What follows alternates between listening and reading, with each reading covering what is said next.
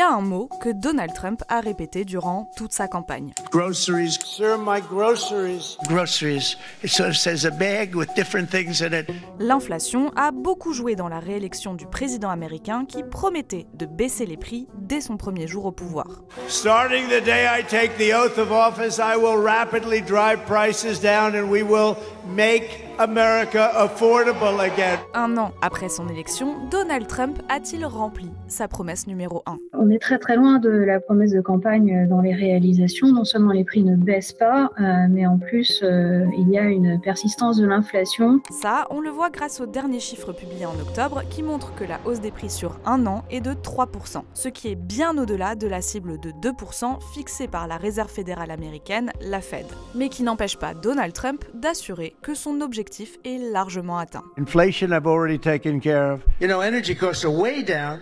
Gasoline prices are way down. Grocery prices are way down.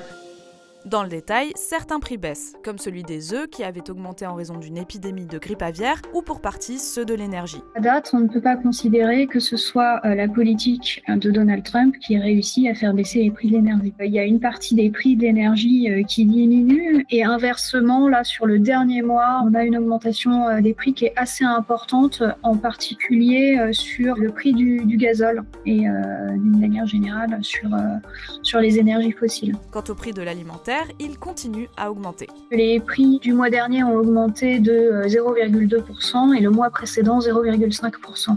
Donc on est toujours sur cette hausse de prix, mais qui décélère. Résumons, l'inflation persiste, mais tend à ralentir. Et ce, alors que les économistes prévoyaient bien pire, notamment en raison des droits de douane imposés par Donald Trump. C'est pas conforme aux prévisions qu'on avait. Il y a plusieurs raisons à cela. Les entreprises ont fait beaucoup de stocks pour faire face à l'augmentation des tarifs douaniers. Donc en réalité, l'impact sur les prix de la guerre commerciale ne se fait pas encore ressentir pleinement auprès des consommateurs. Surtout que beaucoup de données n'ont pas été publiées en raison du shutdown, dont celle sur l'emploi. Résultat, la Fed a dû s'adapter sans avoir toutes les informations dont elle a besoin. La Réserve fédérale a considéré que la situation sur le marché du travail risquait de se dégrader dans les mois à venir, que la croissance ralentissait. Donc ça, c'est à la fois un constat et c'est également une projection. Et par conséquent, a laissé de côté son premier mandat de régulation des prix pour se concentrer sur ce qui se passe sur le marché du travail. Car la Fed est chargée de garantir